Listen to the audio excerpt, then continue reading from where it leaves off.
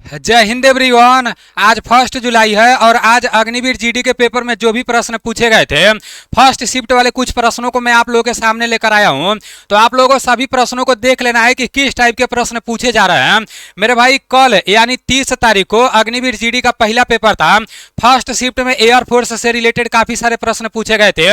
Second shift में भी सेना से रिलेटेड कुछ प्रश्न पूछे गए थे और थर्ड शिफ्ट में भी सेना से रिलेटेड प्रश्न पूछे गए थे।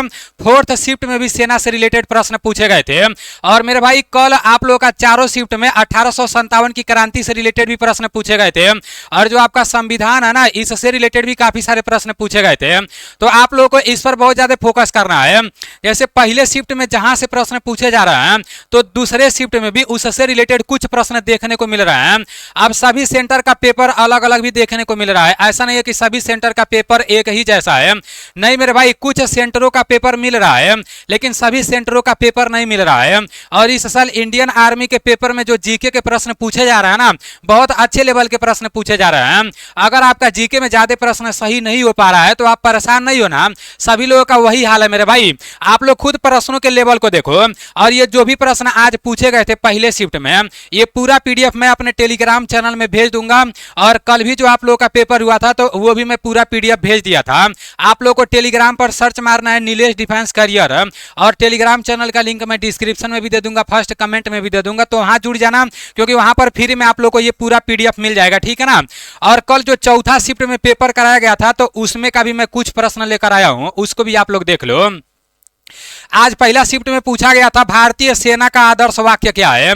देखो कल पूछा गया था कि भारतीय नौसेना का आदर्श वाक्य क्या है और भारतीय एयरफोर्स का आदर्श वाक्य क्या है।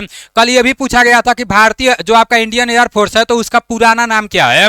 और ये भी पूछा गया था कि नौसेना दिवस कब मनाया जाता है। तो सेना से रिलेटेड अभी प्रश्न पूछा जा रहा है, ठीक है ना। और सेना से रिलेटेड कल मैं आप लोगों को बहुत अच्छे से बताया था।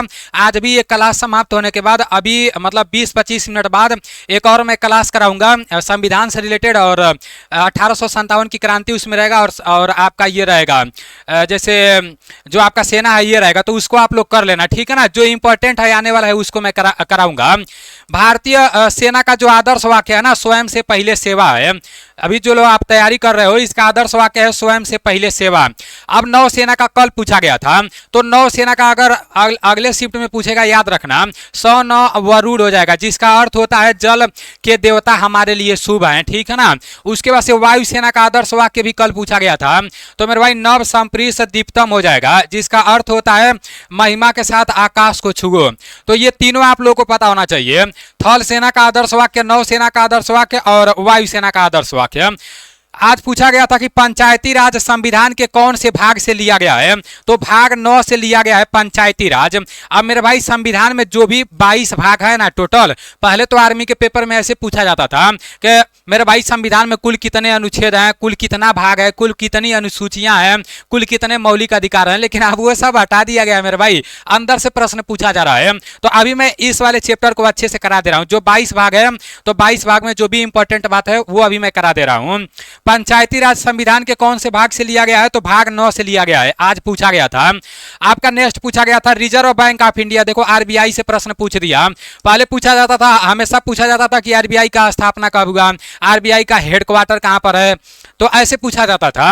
अभी पूछा गया है कि RBI reserve bank of India के वर्तमान में गवर्नर कौन है। ये तो आप लोगों को कराया गया है, मैं भी काफी सारा बार यूट्यूब पर कराया हूं। वर्तमान में कौन क्या है, जो आपका चैप्टर है उसी में है।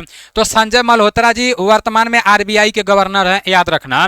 लोहे पर जंग लगना कौन सा परिवर्तन है, ये भी कई बार मैं कराया हूं, कई बार कराया हूं मेरे भाई। जब भी मैं हमेशा रिवीजन कराता था हमेशा बताता था लोहे पर जंग लगने का कौन सा परिवर्तन है, तो कुछ ऐसा ऑप्शन में था रासायनिक परिवर्तन। आप लोग देख लेना मेरे भाई, ऑप्शन अगर मिलेगा नहीं ना तो जो स्टूडेंट लोग बताए हैं, जैसे पूरा जिस तरह उसमें भाषा रहता है उस तरह से नहीं बता पाते हैं लोग, तो आप लोग इसको देख लेना। लेकिन ये है कि हाँ ये सब प्रश्न 100% पूछा गया था।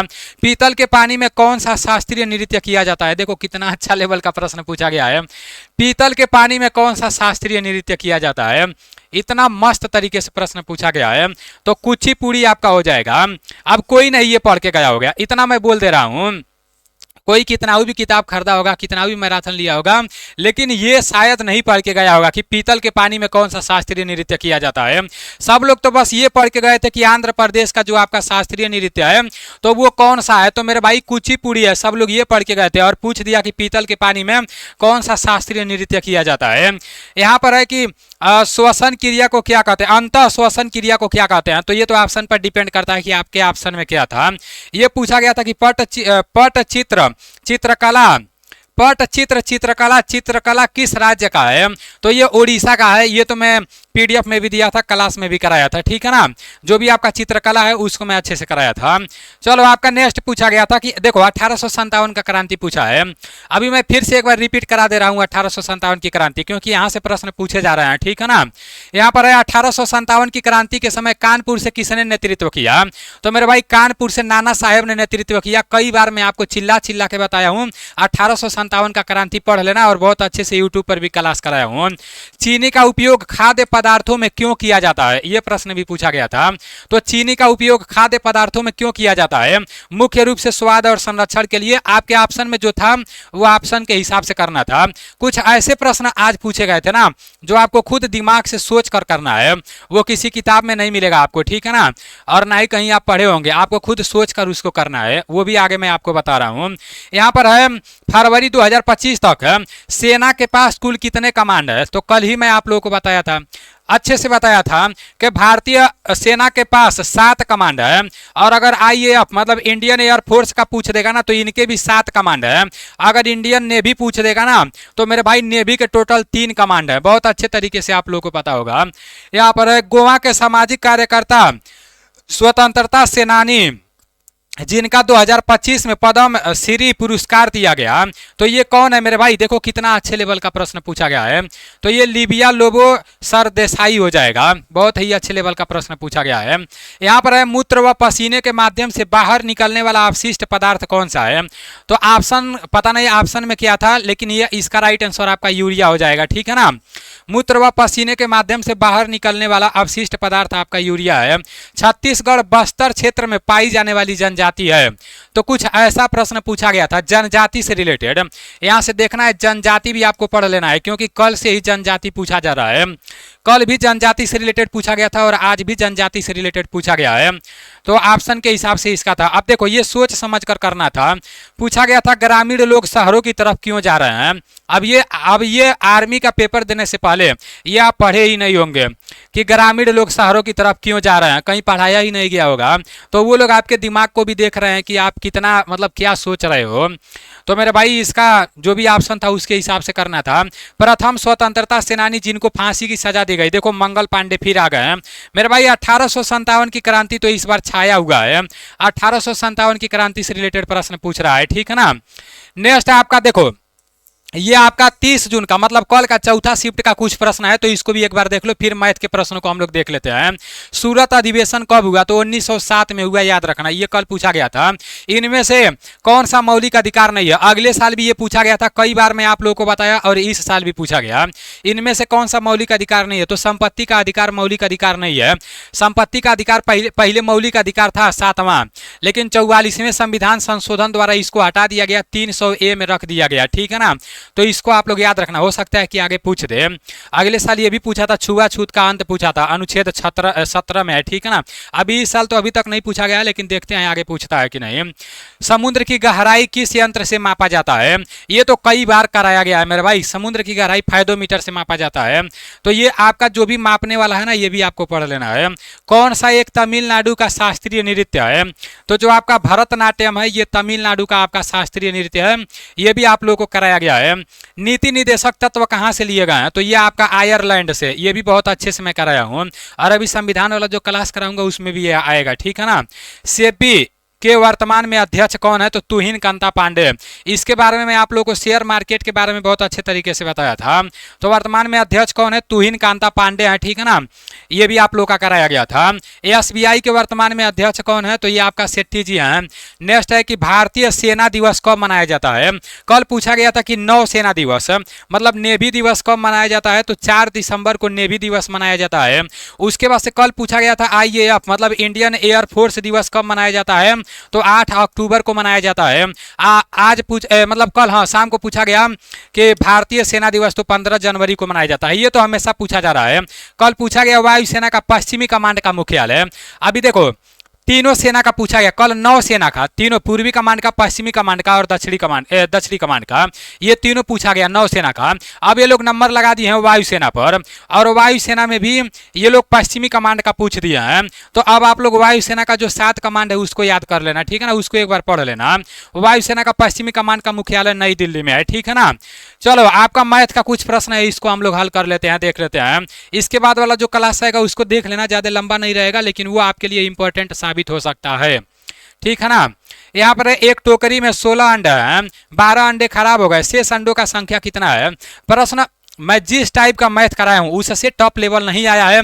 बहुत लोग मैथ में एकदम परेशान रहते थे मैथ को लेकर कि यार मेरा मैथ में नहीं सही हो पाएगा। अब देखो मैथ में सबसे ज़्यादा हो रहा है, रीजनिंग में सबसे ज़्यादा हो रहा है, मैथ और रीजनिंग में ही तो सही हो रहा है प्रश्न। और जीके जीएस का तो आप लोग को पता ही है, लेवल आप लोग देख ही रहे हो, सब लोग का वही हाल है मेरे भाई। ये नहीं सोचना कि किसी का 45 प्लस हो जा रहा है, वो जो बोल रहा है वो बोल रहा है बस, ठीक है ना। अगर आप 32-33 प्रश्न सही कर रहे हो बहुत बेस्ट है आपके लिए। यहाँ पर देखना इस बार ज़्यादा कट ऑफ नहीं जाएगा, भले से निगेटिव मार्किंग नहीं है। तो यहाँ है एक टोकरी में 16 अंडे हैं मेरे भाई, एक टोकरी है, कुल अंडों की संख्या कितना है। तो कुल अंडों का संख्या आपका 16 है, 12 अंडे खराब हो गए।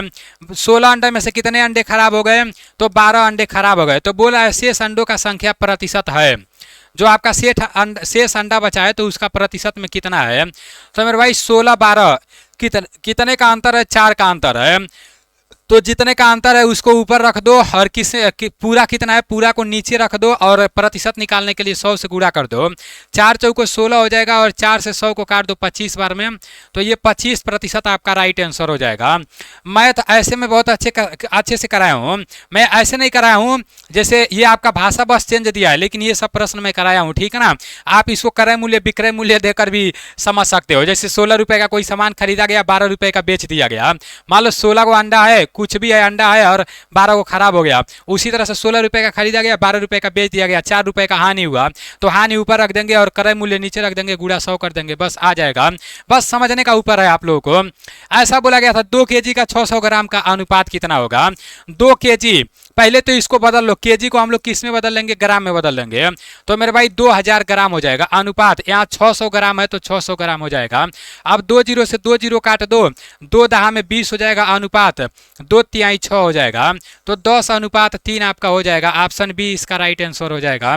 चलो ये प्रश्न आपका पूछा गया था, एक वर्ग का भुजा, कुछ ऐसा पूछा गया था, शायद यहाँ पर भुजा था कि क्या था, लेकिन ऐसा मेरे पास आया था। एक वर्ग का भुजा 124 सेंटीमीटर है तो उसका परिमाप क्या होगा। ये रहा आपका वर्ग मेरे भाई। वर्ग का भुजा मतलब क्या हो गया, ये आपका एक भुजा आपका दे दिया है 124 सेंटीमीटर, और वर्ग का परिमाप चारों बराबर होता है, तो ये भी आपका 124 ही हो जाएगा, ये भी आपका 124 हो जाएगा, ये भी आपका 124 हो जाएगा। इसका सूत्र क्या होता है, वर्ग के परिमाप का सूत्र क्या होता है मेरे भाई, बताओ आप सभी साथी। वर्ग का जो परिमाप का सूत्र होता है वो क्या होता है, तो वर्ग का जो परिमाप का सूत्र होता है ना, वो होता है 4 गुणे भुजा। मैं आप लोगों को बहुत अच्छे से बताया हूँ, ये सब बहुत अच्छे से बताया हूँ। वर्ग का परिमाप का सूत्र होता है, तो 4 हो गया, गुणे भुजा का मान कितना दिया है, तो 124 दिया है, 124 रख लो। अब 4 चौको 16 के 6, 16 के 6 हासिल बचा, 1 4 दूना 8, 1 हासिल 9, 4 1 का 4, तो 496 इसका राइट आंसर हो जाएगा। अगर आप इस तरह से नहीं करना चाहते हो तो ये सब जोड़ दो चारों भुजा को, बस आपका आ जाएगा 496 इसका राइट आंसर हो जाएगा। आपका नेक्स्ट कुछ ऐसा पूछा गया था, और ऐसा प्रश्न कल भी पूछा गया था। लड़का और लड़की का अनुपात 6:5 है, यहाँ बॉय और गर्ल का अनुपात कितना है, 6:5 है। बोला है कुल संख्या 66 है, ये जो है ना ये कुल 66 दे दिया है, कल भी ऐसा प्रश्न पूछा गया था। तो मेरे भाई देखो मैथ में हर चैप्टर से जितना चैप्टर कराया हूँ हर चैप्टर से प्रश्न पूछे जा रहे हैं, और जितने साथी ENDC क्लास एप्लीकेशन से सैनिक बैच लेकर पढ़ाई किए थे ना, तो मेरे भाई मैथ में 15 में से 15 करके आ रहे हैं, कोई शक वाली बात नहीं है, एक भी गलत नहीं हो रहा है। अगर किसी का एक आध गलत हो जा रहा है तो वो भी कमेंट करके बता रहे हैं, और जो लोग फीडबैक दे रहे हैं बहुत बहुत धन्यवाद बोलना चाहूँगा, ठीक है ना। बाकी मेरे भाई अपने तरफ से मैं जितना भी आप लोग का चैप्टर था वो सारा चैप्टर में कराया था। वर्तमान में कौन क्या है, 1857 की क्रांति, महात्मा गांधी से भी पूछा जा रहा है, महात्मा गांधी भी बहुत अच्छे से कराया। उसके बाद से मेरे भाई जितना भी पूछा जाने वाला था उतना मैं कराया। बाकी कुछ ऐसा प्रश्न है जो किसी किताब में है ये नहीं है, तो वो सोच समझ के आप लोगों को करना है। पहले नहीं पूछा जाता था, इस साल ऐसा हुआ है, ठीक है ना। ऐसा प्रश्न आप लोगों को कई बार बताया हूँ। कुल अनुपात आपका 66 दिया है, तो मेरे भाई कुल अनुपात आपका 6 + 5, इसको भी कुल कर लो तो 6 × 5 = 11 हो गया, और 11 = 66 हो गया। 11 × 6 कितना हो गया, 66, मतलब 1 का मान 6 आ गया। अब पूछ रहा है लड़कों का संख्या बताओ, तो अनुपात में लड़कों का मान 6 है, 1 का मान 6 आया है, तो 6 का मान क्या हो जाएगा, 6 × 6 = 36 हो जाएगा। ये जितने भी साथी 36 बता रहे हैं बिल्कुल भी राइट बता रहे हैं। चलो आपका नेक्स्ट है, ऐसा प्रश्न कुछ पूछा गया था, ठीक है ना। यहाँ पर 5 है, 5 रहने दो, प्लस 625 है तो ये 25 का स्क्वायर होता है, करड़ी से बाहर निकाल दो, यहाँ प्लस है। 4 है तो 4 को करड़ी से बाहर निकाल दो तो 2 आ जाएगा, यहाँ माइनस है। 400 है, 400 को करड़ी से बाहर निकाल दो तो वहाँ 20 आ जाएगा, ठीक है ना। 400 को करड़ी से बाहर निकालोगे तो आपका 20 आ जाएगा।